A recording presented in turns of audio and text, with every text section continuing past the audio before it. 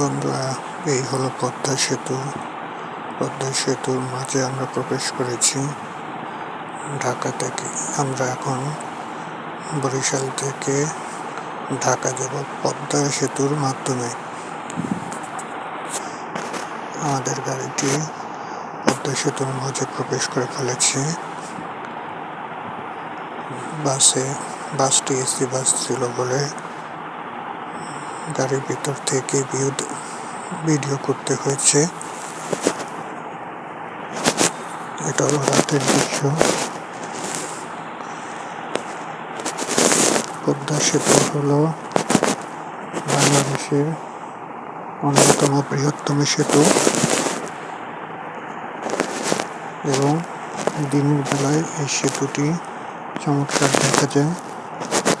মাওয়া Jazeera প্রান্ত থেকে এই সেতুটির সংযোগ হয়েছে এবং এই সেতুর মাধ্যমে বাংলাদেশের প্রায় 21টি জেলায় যাওয়া যায় এবং এই সেতু দ্বারা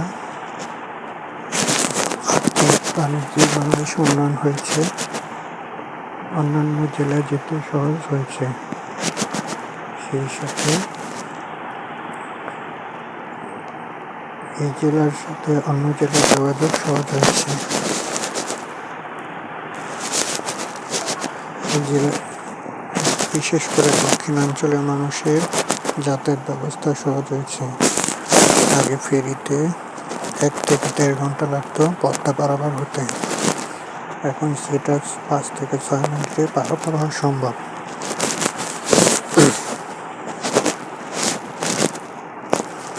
আমাদের গাড়িটি ঢাকার দিকে এগিয়ে যাচ্ছে।